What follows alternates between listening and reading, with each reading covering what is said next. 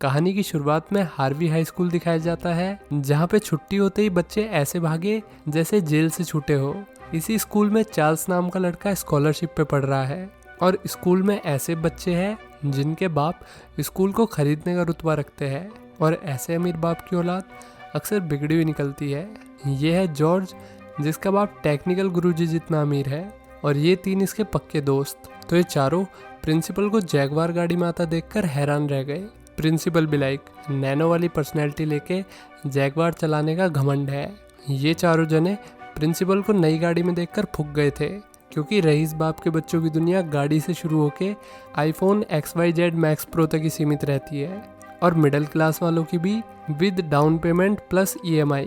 असल में प्रिंसिपल को ये गाड़ी स्कूल के बोर्ड मेंबर्स और ट्रस्टीज की तरफ से मिली थी, उनकी परफॉर्मेंस को देखते हुए। अगर बोर्ड मेंबर्स में प्रिंसिपल की बीवी भी होती तो शायद उन्हें ये कार नहीं मिलती। खैर, क्रिसमस की छुट्टियां पड़ने वाली थी और ये चारों कहीं घूमने का प्लान बना रहे थे, लेकिन उसमें लगेंगे काफ़ी पैसे।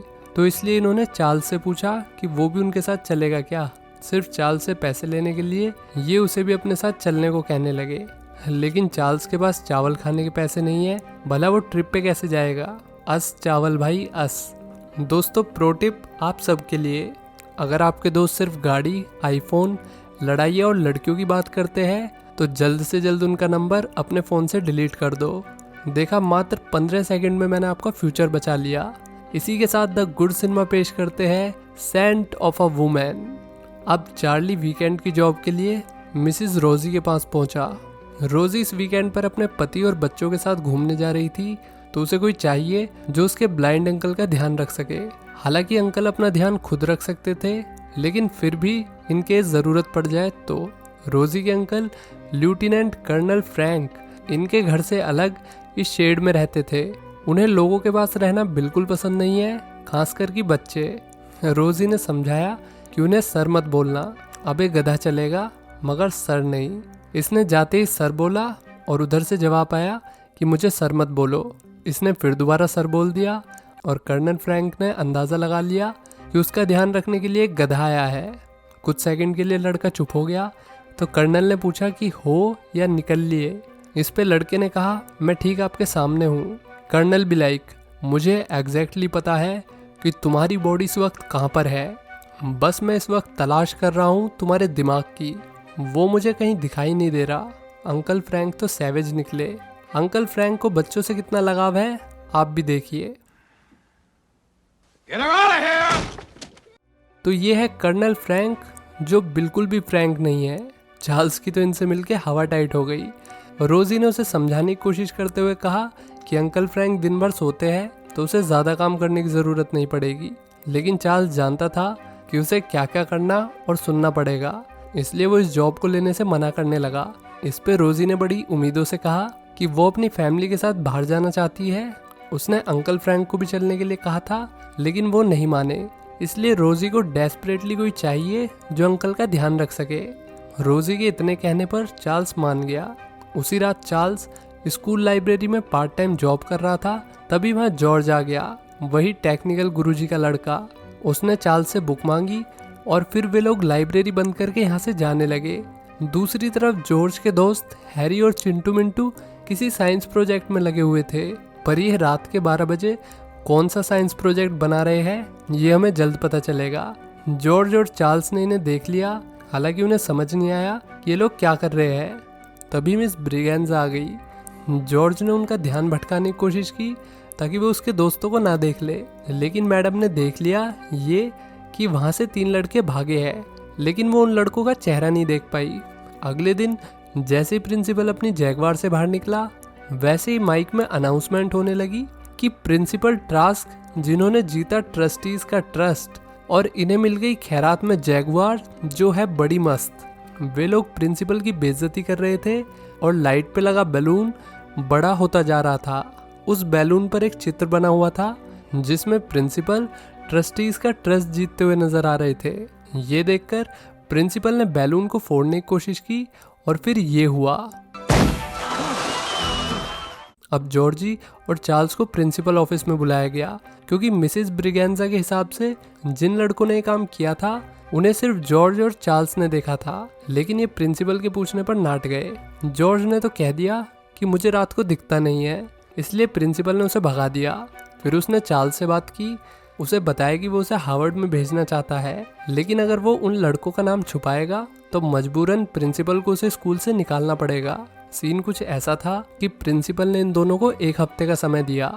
अगर इन्हें इस बीच उन लड़कों की शक्ल याद आ गई तो ये बच जाएंगे, नहीं तो दोनों के दोनों स्कूल से निकाल दिए जाएंगे। अब चार्ली कर्नल के घर पहुंच गया।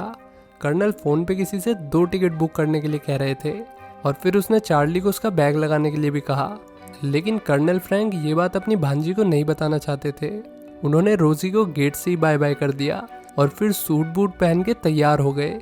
चार्ल्स को अभी तक पता नहीं चला कि वे लोग कहाँ पे जा रहे हैं। जैसे ही चार्ल्स ने सहारा देने के लिए कर्नल की तरफ हाथ बढ़ाया तो कर्नल ने उसे चमका दिया, अगर मुझे फिर से छुआ तो मैं तुम्हें जान से मार दूंगा। मैं खुद तुम्हें छूंगा, न कि तुम मुझे। अब कर्नल चार्ल्स को लेके एयरपोर्ट आ गए। ये लोग न्यूयॉर्क सिटी जा रहे थे। क्यों जा रहे ये सिर्फ कर्नल फ्रैंक को पता है।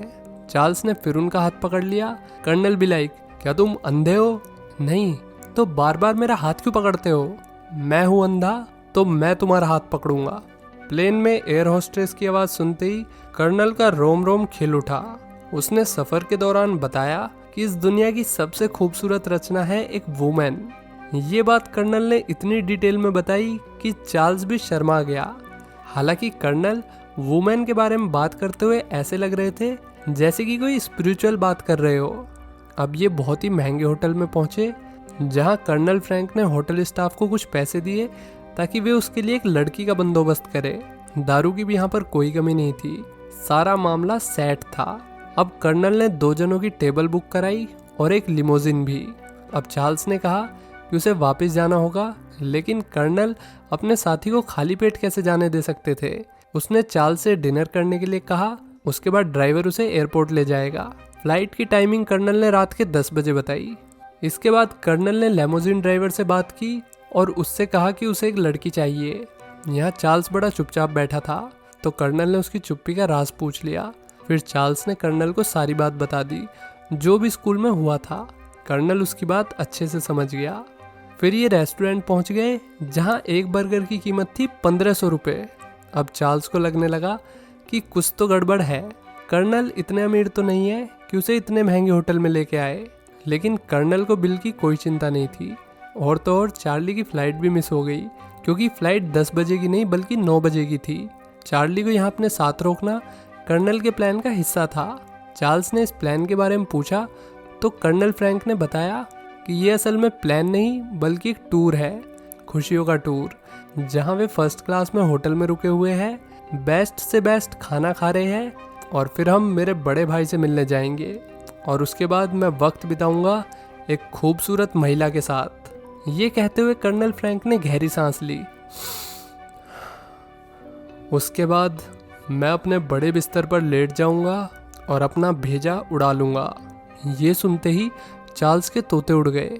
अगले दिन वे कर्नल के भाई के घर गए, जहां उन्हें देखकर कोई भी खुश नहीं था, और होगा भी कैसे। कर्नल की हरकतें ही अलग है। कर्नल की बड़ी जबान के चलते सबके चेहरे पर 12 बजे हुए थे। तभी उसका भतीजा बोला, जो काफी देर से चुपचाप बैठा था। उसने अंकल फ्रैंक को सबके सामने पागल घोषित कर दिया। एक ऐसा पागल जो अंधा होने के बाद भी पागल है और अंधा होने से पहले पागल था।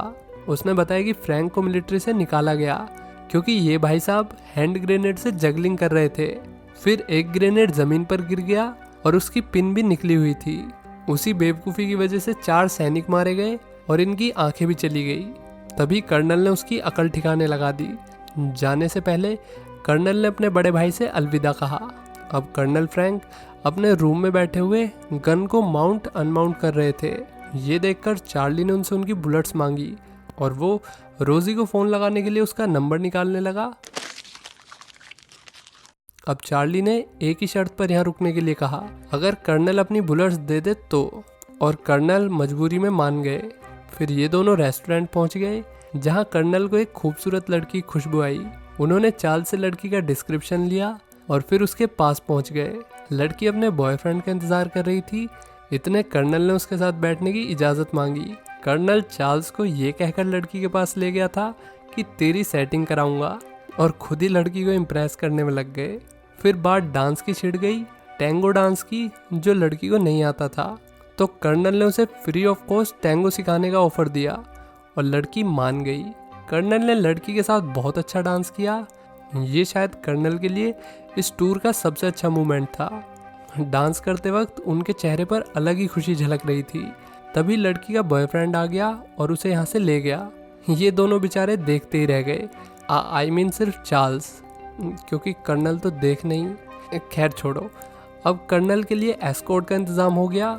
उनकी आखिरी ख्वाहिश। अगले दिन कर्नल बिस्तर पर ऐसे पड़े थे जैसे उनके शरीर में जान ही न बची हो।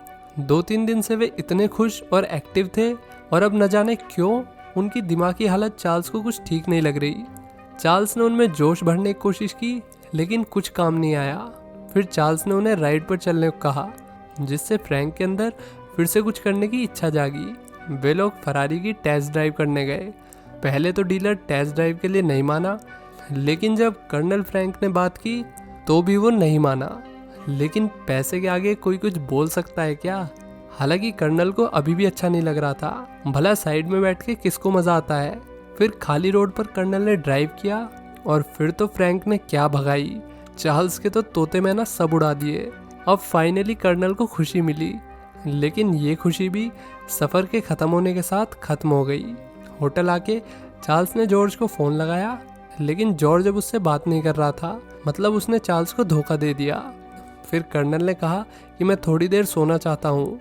उसने चार्ल्स से कुछ दवाइयाँ और एक सिगार मंगाया, लेकिन चार्ल्स आधे रास्ते से ही वापस आ गया। उसने देखा कि कर्नल तो आर्मी की यूनिफॉर्म पहन के तैयार हो रहे हैं। तैयार किस लिए? मरने के लिए। उनके सामने गन रखी हुई है और बुलेट्स भी। चार्ल्स ने बुलेट्स मांगी तो कर्नल ने उसे ही निशाने पर ले लिया।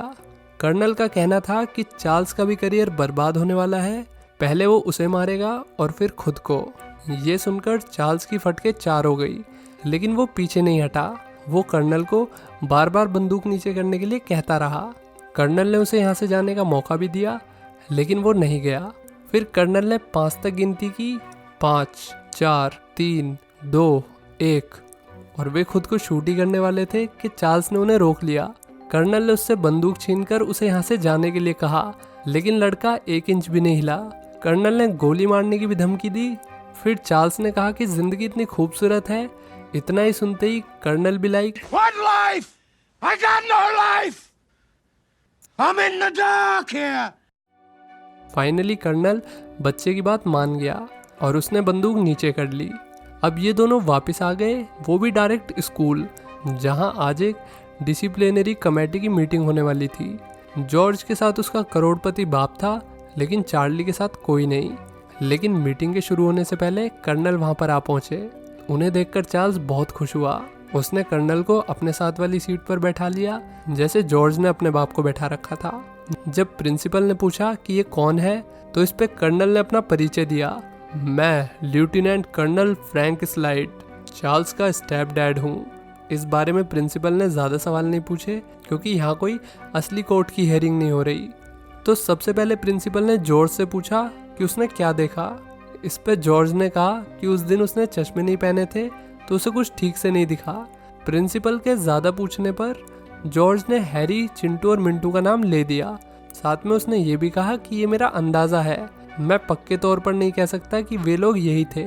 इसके बाद प्रिंसिपल चार्ल्स की तरफ मुड़ा, लेकिन चार्ल्स ने जो एक बार बयान दे दिया वो उसी पे अड़ा रहा। उसने अपनी बात नहीं बदली। तो प्रिंसिपल ने इस बेसिस पे ये फैसला सुनाया कि सज़ा सिर्फ चार्ल्स को मिलेगी, ना कि और किसी को, क्योंकि जॉर्ज के पास चश्मे नहीं थे और उन तीनों लड़कों के खिलाफ कोई पक्का सबूत नहीं मिला। इस फैसले से कर्नल बिल्कुल भी सहमत नहीं थे। उन्होंने अपनी कड़क आवाज़ में पहले तो प्रिंसिपल को चमकाया, फिर स्कूल के सिस्टम को। कर्नल ने कहा कि बच्चों को ऐसी सिचुएशन में फंसा दो जहां से वो ना ये साइड चुन पाए और ना ही वो, और फिर सारा ब्लेम उस पर डाल दो जिसने कुछ किया भी नहीं। क्या ये है तुम्हारे स्कूल का मोटो? चार्ल्स ऐसा बच्चा है जो मुसीबत आने पर भागा नहीं, बल्कि करियर दांव पे लगने के बाद भी अपनी बात पे अड़ा रहा। वो मुसीबत को सामने से चुनौती दे रहा है, ना कि जॉर्ज की तरह जाके अपने अमीर बाप की गोद में बैठ गया। कर्नल को नहीं पता कि चार्ल्स ने किसी का भी पक्ष लेके सही किया या नहीं, मगर उन्हें ये पता है कि चार्ल्स ने अपने फ्यूचर को खरीदने के लिए अपने दोस्तों को नहीं बेचा। और अगर ऐसे बच्चे का भविष्य खराब हो गया तो समाज का भविष्य भी खतरे में पड़ सकता है, क्योंकि भविष्य में आप सबको चार्ल्स पर गर्व होगा। आज अगर चार्ल्स को स्कूल से निकाला गया तो इसके साथ साथ न जाने कितनों के भविष्य खतरे में पड़ जाएंगे। इसी के साथ कर्नल नीचे बैठ गए और फिर बोर्ड मेंबर्स ने फैसला लिया कि सज़ा जॉर्ज को मिलेगी, और जॉर्ज ने जिन लड़कों को आइडेंटिफाई किया है उन्हें, और चार्ल्स को कोई सज़ा नहीं मिलेगी क्योंकि उसने किसी का नाम लिया ही नहीं, मतलब उसने किसी को देखा ही नहीं और ना ही कोई गलत काम किया। इस फैसले से पूरा स्कूल खुश हो गया। अब बाहर जाते हुए कर्नल से मिलने एक मैडम आई जिसकी आवाज़ में कर्नल खो गए। कर्नल का सिर्फ एक ही सपना था जिसके लिए वे इतने सालों से जिंदा थे, कि रात को उनके साथ कोई हो और जब वे सुबह उठे तो भी वो शख्स उन्हीं के साथ हो। इन शॉर्ट उनका घर बस जाए। और फाइनली मैडम को देखकर ऐसा लग रहा है कि जैसे कर्नल का सपना पूरा होने वाला है। आखिर में हम कर्नल को बच्चों के साथ खेलता हुआ देखते हैं, मतलब अब उनके अंदर फिर से जीने की उम्मीद जाग गई है। और इसी के साथ ये मूवी यहीं पर समाप्त हो गई। आपने इस मूवी से क्या सीखा कमेंट करके बताइए और वीडियो को लाइक करके सपोर्ट दिखाइए। अब चलते हैं आज के शाउट आउट्स पर। सैम ने बड़ी बढ़िया बात लिखी है। कल्चर आदमी कह रहे हैं कि आपका ह्यूमर ऑन पॉइंट रहता है। आदित्य कह रहे हैं कि द गुड सिनेमा चैनल बहुत ही ज़्यादा एडिक्टिव है। अगला कमेंट जिसमें लिखा है कि जो जंग के नतीजों के बारे में नहीं जानते वो कभी भी शांति की बात नहीं करेंगे। अगला कमेंट सलादीन के बारे में है। गौरव मेरी इस बात से सहमत है कि लाखों की जान सिर्फ एक सही विचार पर निर्भर करती है। चलिए आज के लिए इतना ही, मिलते हैं अब नेक्स्ट वीडियो में। Till then take care, bye bye.